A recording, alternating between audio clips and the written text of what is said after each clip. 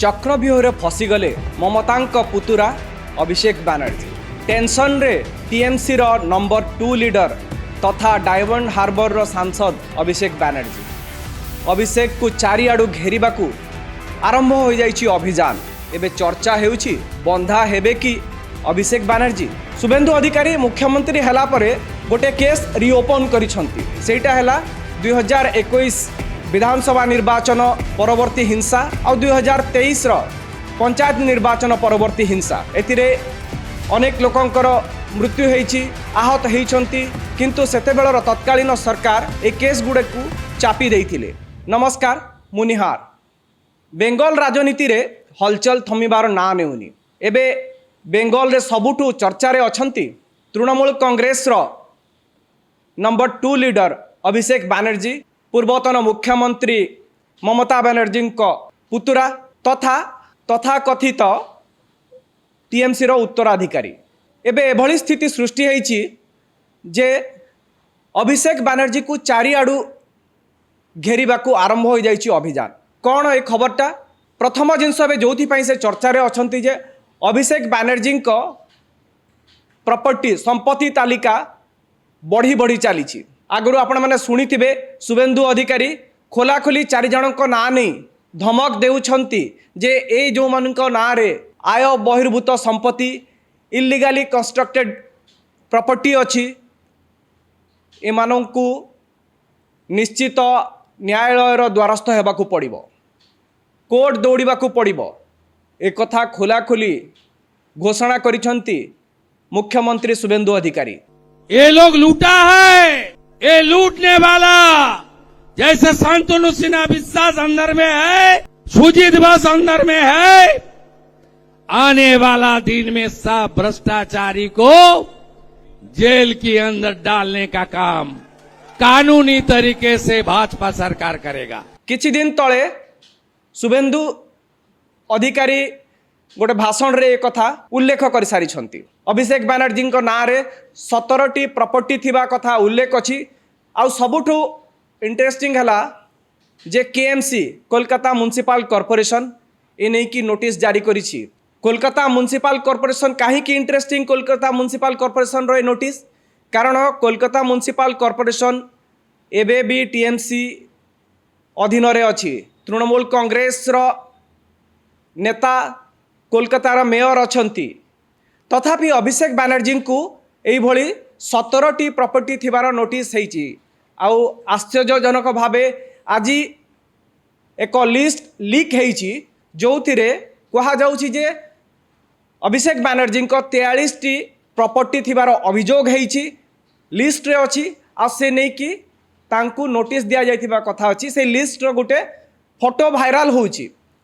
कहा जाउछि जे केएमसी कोलकाता म्युनिसिपल कॉर्पोरेशन रु ए फोटोटा लीक हेछि। जदिओ ए नै कि आनुष्ठानिक भावे कौनसी अधिकारी किंबा मंत्री मंतव्य देई नाहंती। आउ एही जो लिस्ट बाहरी छे लिस्ट रे सायनी घोष जे कि टीएमसी रो सांसद फायर ब्रांड लीडर तांकर मध्य गोटे प्रॉपर्टी जॉइंटली थिबार अभियोग आछि। याको नै कि सायनी घोष निज आडू स्पष्टीकरण देइछंती। ए जो जहाँ ना कथा चर्चा होउछि से सायनी घोष जदि हेइथिबे सेटा मु नुह, मु जेमती बैकग्राउंड रु आछि, मोर पछरे एति संपत्ति रहिबार संभावना ही नाही बोली सायनी निज कांधरु दोष हटै देइछंती। तो एबे काहे कि आमे जो कथा कहउतिले जे चक्रव्यूह रे फसी जाइछंती अभिषेक बानर्जी। ए चक्रव्यूहटा केवल एई केस को नहीं कि नुह, एई केस पाई तो तांको डकरा हेबो, एई केस पाई तांको समन हबो, पचरा उचरा हेबो, किंतु अभिषेक बानर्जी को केवल एई गोटे केस रे छंदी हेइछंती सेया नुह। एई केस रो तालिका लंबी चलिबो। आहुरी एकाधिक मामला रे अभिषेक फसीबार आशंका बढ़ी छी। काहे कि शुभेन्दु अधिकारी मुख्यमंत्री हला परे गोटे केस रिओपन करिसंती।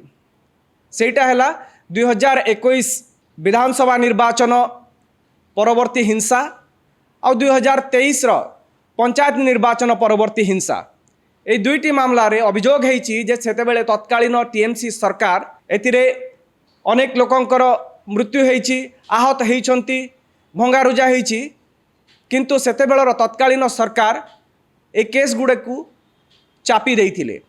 ଏବେ সেই কেসକୁ রিওপন କରିଛନ୍ତି। যদিও সিধাসଳଖ ভাবে মমতা ব্যানার্জি কিংবা অভিষেক ব্যানার্জীଙ୍କ বিরোধে কୌଣସି অভিযোগ ନାହିଁ, কিন্তু তৃণমূল কংগ্রেসর মুখিয়া ভাবে বরিষ্ঠ নেতা ভাবে এমানে দলକୁ নিয়ন্ত্রণ করিবারে বিফল হেবারু এভଳି হিংসা হইଥିବା কথা অভিযোগ হয়েছি। তেণু নিহাতি ভাবে সিধাসଳଖ অভিযুক্ত নহলে মধ্য এই মামলারে কোর্ট দৌড়িবাকু পড়িপারে। এর রিওপন হয়েছি, মামলার পুଣି তনাঘনা আরম্ভ ହେବ। ଏହା ପୂର୍ବରୁ ଆଉ ଏକ ପୁରୁଣା କେସ୍ ଅଛି ଯେଉଁଥିରେ କୋଲ ସ୍ମଗଲିଂ, କୋଇଲା ଚୋରା ଚାଲାଣ କିମ୍ବା ସେ ସମ୍ପର୍କିତ ବେଆଇନ ଅର୍ଥ ନେଣଦେଣ କାରବାରରେ ଗୋଟେ ମାମଲା ଏନଫୋର୍ସମେଣ୍ଟ ଡାଇରେକ୍ଟୋରେଟ୍ ପୂର୍ବରୁ ଏ ମାମଲା ଇଡିରେ ରହିଛି। ଇଡି ପୂର୍ବରୁ ସମନ କରିକି ଅଭିଷେକ ବ୍ୟାନାର୍ଜୀକୁ ପଚରା ଉଚରା କରିସାରିଛି। ଏ ମାମଲାକୁ ଖାରଜ କରିବା ପାଇଁ ଏକାଧିକ ଥର ଅଭିଷେକ ବ୍ୟାନାର୍ଜୀ କୋର୍ଟଙ୍କ ଦ୍ୱାରସ୍ଥ ହୋଇସାରିଛନ୍ତି, କିନ୍ତୁ ମାମଲା ଏବେ ବି ବିଚାରାଧୀନ ରହିଛି।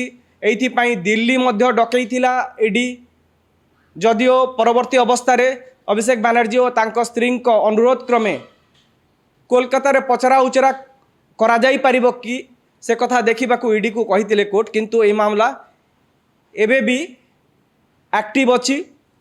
ଏବେ এইଥିପାଇଁ ଗୁରୁତ୍ୱପୂର୍ଣ୍ଣ ଯେ ଯଦିଓ ମୂଳ ମାମଲା ରହିଛି କୋଲ ସ୍ମଗଲିଂ, ବେଆଇନ ଅର୍ଥ ନେଣଦେଣ କାରବାରର ଗୋଟେ ଅଭିଯୋଗ ରହିଛି, ସେହି ମାମଲାରେ ତନାଘନା କରୁଛି ଇଡି।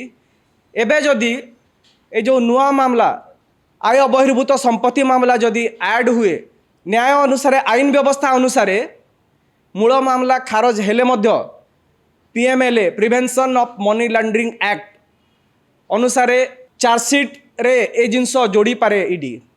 ଆଉ ମୂଳ ମାମଲା ଖାରଜ ହେଲା ପରେ ମଧ୍ୟ ସପ୍ଲିମେଣ୍ଟାରୀ ଚାର୍ଜସିଟ୍ରେ ଏଇ ଜିନିଷ ଯୋଡ଼ିକି ଇଡି ତାଙ୍କୁ ଆହୁରି ଘାଣ୍ଟିବ। ତେଣୁ ଅଭିଷେକ ବ୍ୟାନାର୍ଜୀଙ୍କ ଅଡ଼ୁଆ ତୁଟିବା ଭଳିଆ ଲାଗୁନି।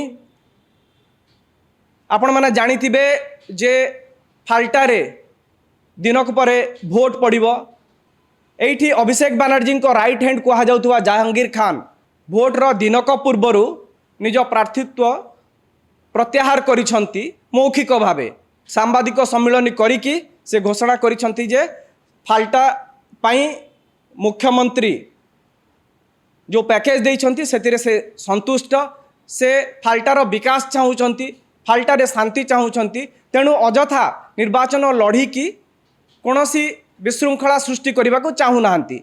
परोक्षरे कहबाकू गले से मध्य चापरे हो किंबा कौनसी पैकेज पाई हो फाल्टा पाई से अभिषेक बैनर्जी ममता बैनर्जी को धोखा देइछन्ति।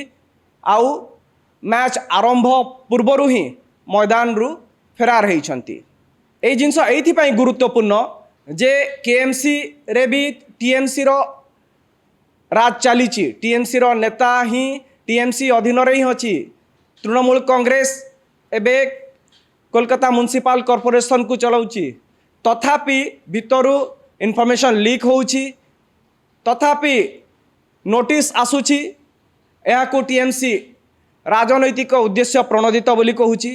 पॉलिटिकल मोटिव रखिकी हैरान करने को अभिषेक बैनर्जी को एभलिया जिनस करा जाउची। किंतु कथा है जे जेतेबेले कोलकातार मेयर टीएमसी रो पूरा केएमसी टा टीएमसी अधीन रे अछि, तथापि एई भलिया जिनस होउची माने आगकू अभिषेक को पई अड़ुआ कमिबो भलिया लागुनी। एई जो राजनीति को नहीं कि आपनक मतामत कौन, निश्चित कमेंट बॉक्स रे निज मतामत व्यक्त करंतु। एई भलिया इनफॉर्मेटिव वीडियो देखिबा को चाहुतिले न्यूज रूम को लाइक करंतु, सब्सक्राइब करंतु और वीडियोटी को शेयर करंतु।